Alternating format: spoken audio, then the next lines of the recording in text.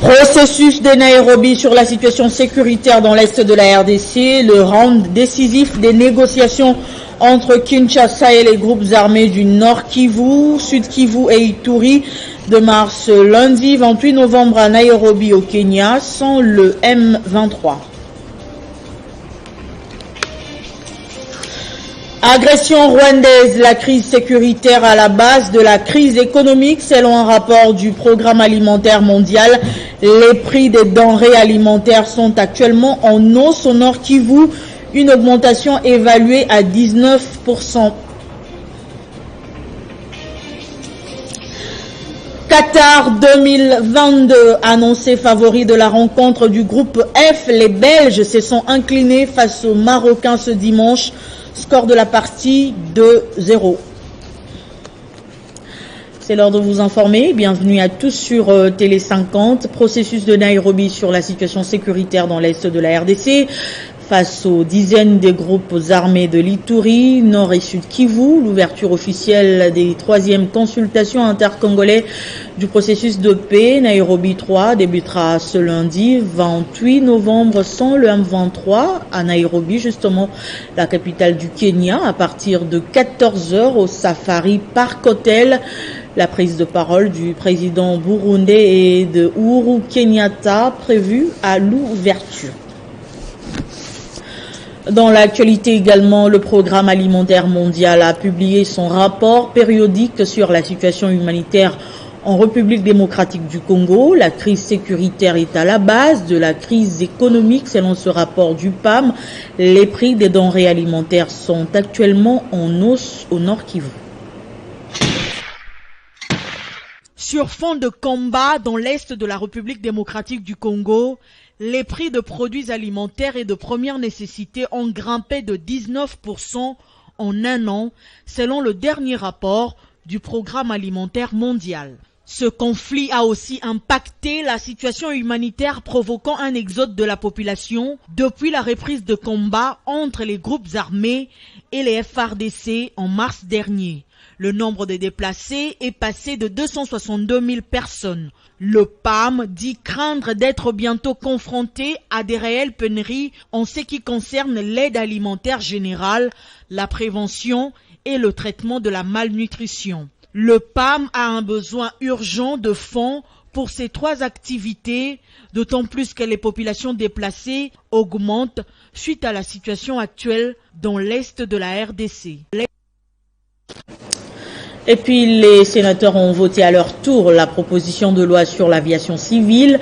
Elle est confiée à la commission infrastructure et aménagement du territoire de cette institution pour étude approfondie en vue de présenter prochainement un rapport final à l'Assemblée plénière. Regardez. Cette proposition de loi examinée et votée en seconde lecture au Sénat avait été confiée à la commission infrastructure et aménagement du territoire de cette institution qui a travaillé d'arrache-pied avant de présenter son rapport à l'Assemblée plénière. Sur 109 sénateurs qui les composent, 78 ont pris part au vote et ont voté à l'unanimité cette loi. En conséquence, le Sénat vote la proposition de loi modifiant et complétant la loi numéro 10/014 du 31 décembre 2010 relative à l'aviation civile. Au cours de la même plénière, les sénateurs ont aussi adopté le rapport de la commission PAJ sur la loi portant code pénal congolais en matière de prévision et de répression de la traite des êtres humains.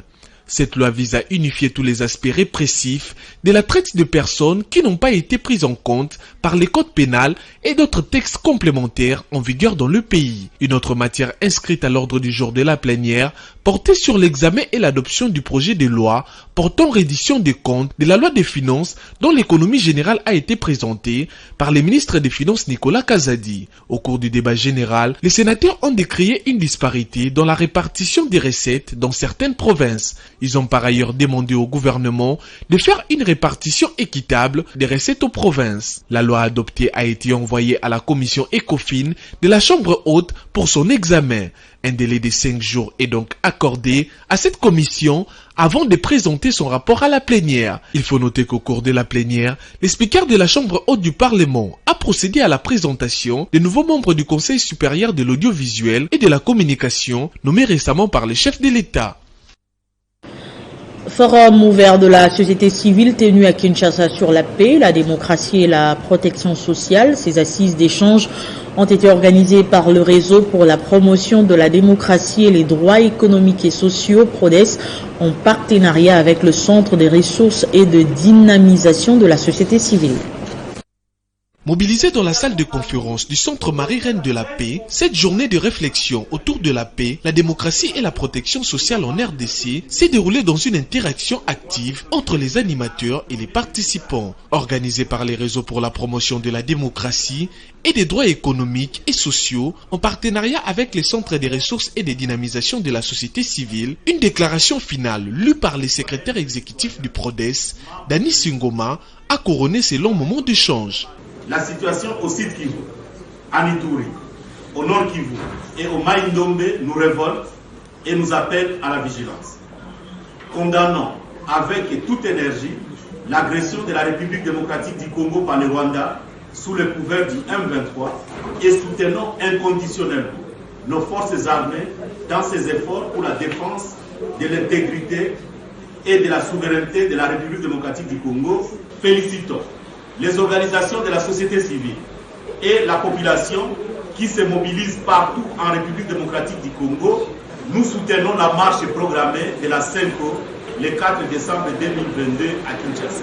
Nous nous opposons aux négociations interminables et réaffirmons la position de la société civile à ne plus réinsérer dans les forces armées de la République les personnes qui ont pris les armes contre leur pays.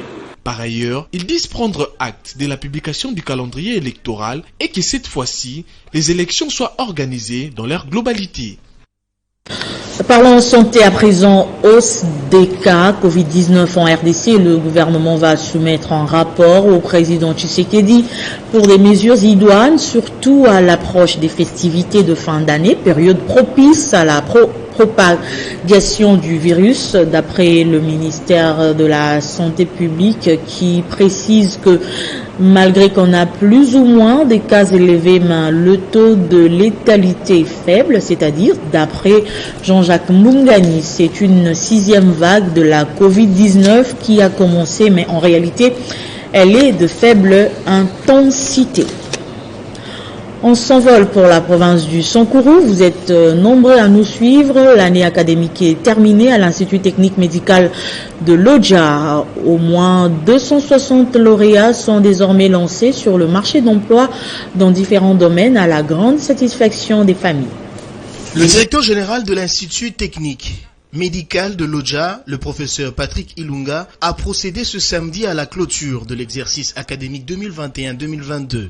Dans son discours de la politique de gestion de cet alma mater, le professeur Patrick Ilunga a auréolé des corps scientifiques, remercié le chef de l'État, Félix Antoine Tshisekedi, pour la paix, ainsi que le gouverneur de la province de Sankourou, Jules Lodi, et son gestionnaire direct, le ministre national chargé de l'enseignement supérieur et universitaire Mouindo Nzangi, pour la confiance placée en lui pour la gestion de cette maison de formation. Le numéro 1 de l'ISTEM, Lodja, a aussi briefé l'historique de la dite institution. C'est une première dans notre province du Sankourou. C'est ici pour nous l'occasion de féliciter les corps académiques et scientifiques de l'ISTEM Lodja pour leur abnégation affichée tout au long de cette année académique. Suivi des différents discours du secrétaire général académique, chef des travaux, Évariste Mbaou, et celui du secrétaire général administratif, chef des travaux, Charles Omba. Occasion faisant le larron, le numéro 1 a tout de même demandé aux lauréats gradués et licenciés de travailler selon les règles relatives à leur profession. L'ISTEM de Lodja entend d'ici là la promotion de 8 chefs de travaux. S'agissant de la recherche et publication. À noter que cette cérémonie s'est déroulée devant plusieurs autres représentants des universités de Lodja. Sortie officielle de la fondation Makanzu à Kinshasa, cette cérémonie est le fruit de plusieurs réflexions pour résoudre les problèmes sociaux auxquels sont confrontés plusieurs Congolais. La fondation vise le développement durable dans l'agro-pastoral et promouvoir l'entrepreneuriat des jeunes. Je l'annonçais au sommaire, la Belgique n'avait jamais perdu à la Coupe du Monde contre une équipe africaine, mais le soutien du public a permis aux Lions de l'Atlas de soulever les montagnes dangereux pendant tout le match. Le Maroc s'est imposé 2-0 et prend temporairement la tête du groupe F. Un point contre le Canada suffira pour aller en 8e de finale. Les Diables Rouges, en revanche, joueront gros jeudi face à la Croatie.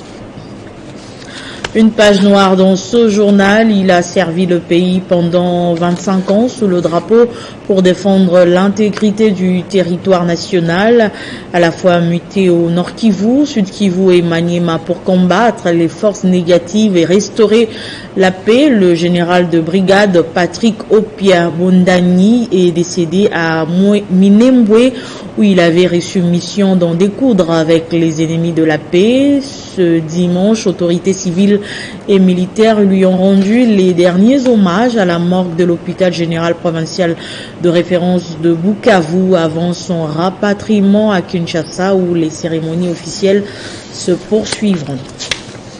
Décédé à la suite d'une courte maladie, le commandant de la 12e brigade de réaction rapide, basé à Minembwe, Patrick Opiabondani, a reçu les derniers hommages de la part de ses compagnons d'armes et des autorités civiles, avec en tête le gouverneur du Sud Kivu, Théo Ngwabidje Kassi, des noirs vêtus, cravate sombre, en signe de deuil. Affligé et compatissant, le gouverneur Théo Ngwabidje avance lentement mais sûrement afin de déposer sa gerbe de fleurs dans une attitude de recueillement.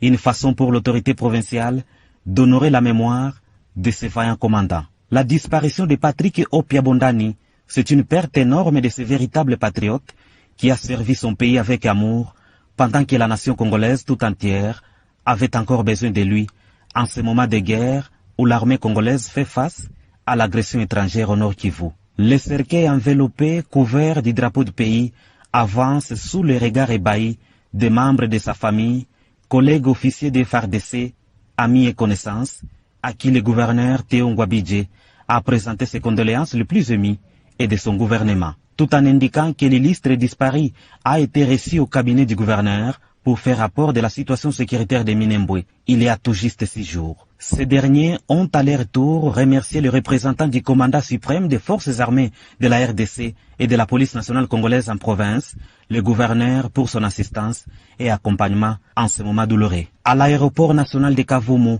deuxième étape de la cérémonie où le corps du regretté a été embarqué dans un hélicoptère pour sa dernière demeure à Kinshasa. Originaire de l'Équateur, le général de brigade Patrick Opiabondani laisse une veuve et plusieurs orphelins à qui le gouverneur Théo Ngwabidje a remis une enveloppe. L'histoire retiendra que le général Patrick Opia a travaillé pendant 25 ans à l'est du pays pour défendre l'intégrité du territoire national.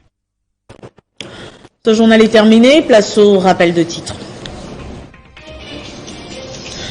Processus de Nairobi sur la situation sécuritaire dans l'est de la RDC, le round décisif des négociations entre Kinshasa et les groupes armés du Nord Kivu et Sud Kivu demain ce lundi à Nairobi au Kenya sans le M23. Agression rwandaise, la crise sécuritaire à la base de la crise économique selon un rapport du Programme alimentaire mondial. Les prix des denrées alimentaires sont actuellement en hausse au Nord Kivu, une augmentation évaluée à 19%. Qatar 2022 annoncé favori de la rencontre du groupe F. Les Belges se sont inclinés face aux Marocains ce dimanche. Score de la partie 2-0. Merci de nous avoir suivis et restez fidèles au programme de Télé 50. Je vous retrouve lundi à 19h pour d'autres titres d'actualité avec le même plaisir et le même sourire.